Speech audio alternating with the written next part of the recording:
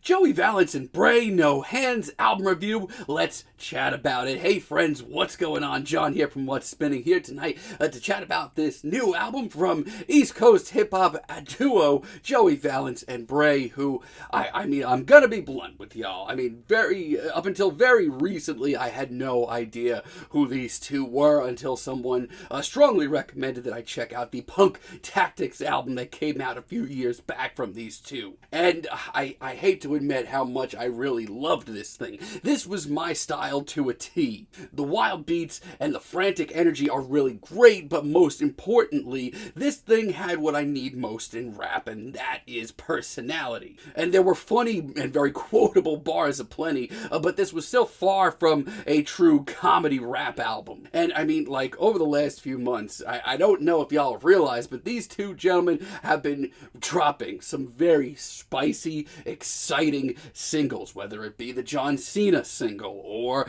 the Where You From single, or the Baddest, or Pack-a-Punch. All of these singles have been very exciting. I've actually been really hyped for this record, and it is most certainly here. I'm going to be very blunt about this record. If you're looking for something bold and game-changing and new in rap, then this album might not be for you. But this is an absolute feast for people who enjoy their rap with a little side of zany personalities and undeniable chemistry. This album starts off with BUSSIT, and it is a banger. This booming beat, this slick production. And these two play off each other more than, rap groups that have been together for a decade at this point. It's in your face. It's definitely got that East Coast boom bap flavor to it. And it has, God, so many quotable lines. On almost every track on this album, there are at least a handful of really genuinely creative lines. And personally, for me, this is like activating a cheat code in modern rap for me, as is this album art. The boys just had to remind me that Limp Bizkit exists. No duh, this album's already got a great review. Look at this. Yeah, it's an absolutely nasty intro. Also, really love Pack-a-Punch featuring Danny Brown. Once again, bringing Danny Brown onto your album. That's just another cheat code for me. This is the duo at their rawest here. This track just sounds like it's going to explode or just pop you right in the mouth. Beat's got some grit to it. It almost sounds like a forgotten 90s classic, but in the best way.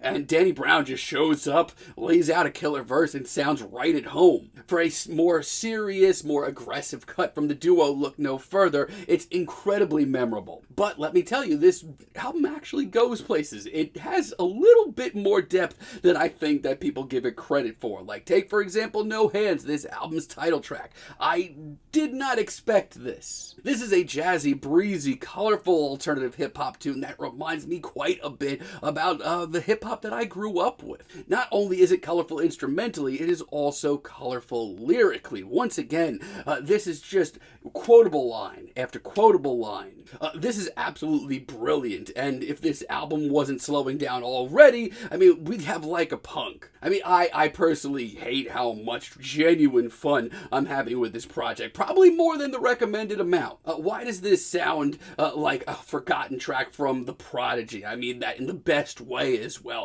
This track's beat, this driving groove, the noisy, harsh production. I didn't need coffee the morning that this album came out for a reason. And yeah, the guitar-driven beat and the frantic atmosphere, it's an acquired taste. This track sounds like, if C4 Energy Drink had a genre. It's quirky as hell. This album seriously is a blast. Also, Where You From? As far as a single goes, this track definitely needed to warm up to me a little bit more.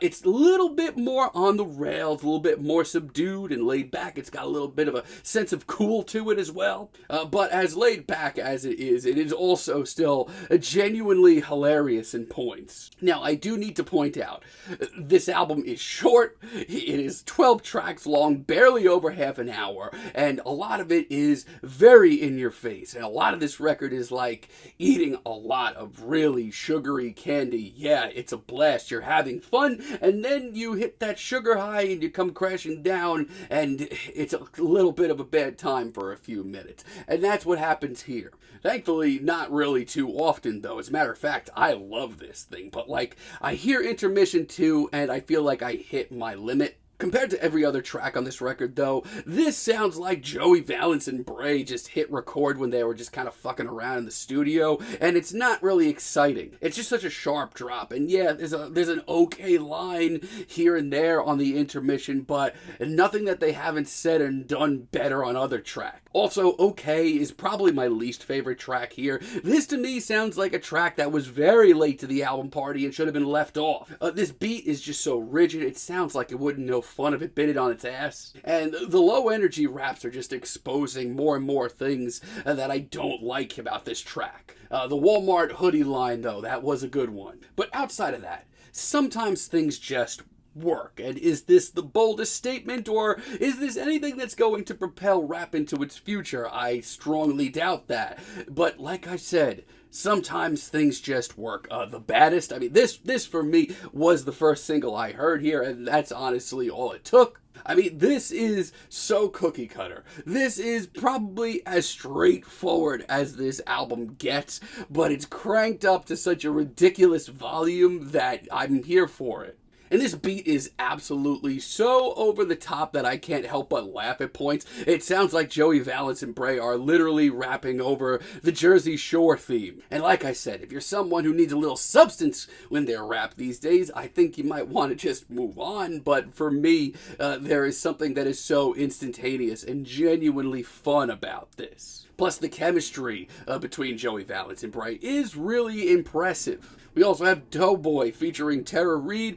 This one did need to grow on me a little bit as well. Oh, Tara Reid, yeah, I got that. Just now I got that. And listen, this is a track that did need to warm up to me a little bit, but the jazzy boom bap beep as well as the legitimate meme rap on this track just made me say, yeah, okay, that's great. It's gritty, it's raw, and in their own way, this is actually them showing a little versatility. What you need as far as the beat goes, this might be my favorite one here. This is a real serious deep cut. It is flashy as shit, but it sounds great. I mean, this sounds like, I don't know, like the unused theme from another Sonic Casino level in the Sonic Adventure series. And alongside of that, we get a very direct and hyped and very in-your-face performance. John Cena, it's the single that I've come back to the most. I love this very cosmic, spacey beat. It's one of the most impressive here. I really do love the sampling here, as well as the pop culture references. Too many to name. But this is a really spicy,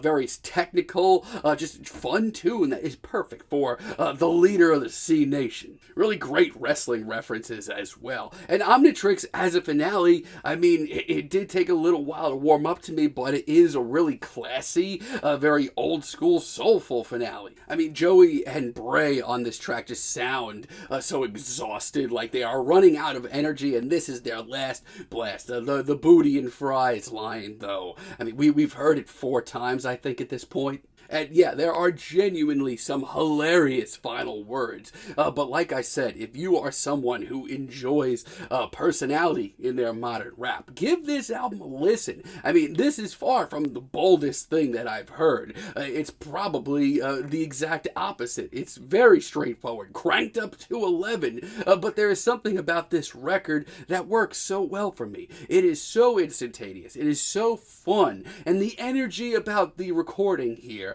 is just so infectious. It gets inside you. I mean, if you're listening to this for the first time, you're not going to need any coffee that morning, that's for sure. But for right now, I'm feeling a decent 8 on this album. But let me know what you all think down below. If you like the video, be sure to give us a like, give us a subscribe, and let me know down below what you would like for me to chat about in the future. And until next time, have a great day, friends.